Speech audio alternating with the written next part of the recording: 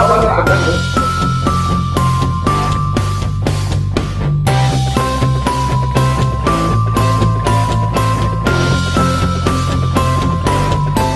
ನಮ್ಮ ಸ್ನೇಹಿತರು ನಮ್ಮ ಅಣ್ಣಂದಿರು ಇವತ್ತು ಬೆಳಗ್ಗೆ ಮುಂಜಾನೆ ಇವತ್ತು ಬಂದು ಇವರಿಗೆ ಶುಭ ಕೋರ್ತಾ ಇದ್ದೀವಿ. ಮತ್ತೆ ತಾಯಿ ಚಾಮುಂಡೇಶ್ವರಿ ಇವರಿಗೆ ಆಯುಷ್ಯ ಆರೋಗ್ಯ ಐಶ್ವರ್ಯ ಎಲ್ಲ ಕೊಟ್ಟು ಕಾಪಾಡ್ಲಿ. ಮುಂದಿನ ದಿನಗಳಲ್ಲಿ ಇವ್ರಿಗೆ ರಾಜಕೀಯದ ಭವಿಷ್ಯ ತುಂಬಾ ಚೆನ್ನಾಗಿದೆ, ರಾಜಕೀಯ ಭವಿಷ್ಯದಲ್ಲಿ ಬೆಳೀಲಿ ಅಂತ ತಾಯಿ ಚಾಮುಂಡೇಶ್ವರಿ ಹತ್ರ ಕೇಳ್ಕೊಂಡು ನನ್ನ ಈ ಹುಟ್ಟುಹಬ್ಬಕ್ಕೆ ಒಂದು ವಿಭಿನ್ನವಾಗಿ ಆಚರಿಸೋಣ ಅಂದ್ಬಿಟ್ಟು ಒಂದು ರೆಡಿ ಮಾಡ್ಕೊಂಡಿದ್ದೀವಿ. ಅನಾಥಾಶ್ರಮಿಗೆ ಹಣ್ಣು ಹಂಪಲುಗಳು ಒಂದು ಏನೋ ಒಂದು ನಮ್ಮ ಕೈಲಿ ಎಷ್ಟು ಸಾಧ್ಯವಾದಷ್ಟು ನಮ್ಮ ಕೈಲಾದಷ್ಟನ್ನ ಒಂದು ಸಹಾಯ ಮಾಡೋಣ ಬಡವರಿಗೆ ಅಂತ ನಾನು ಒಂದು ಅಂದ್ಕೊಂಡಿದ್ದೀನಿ.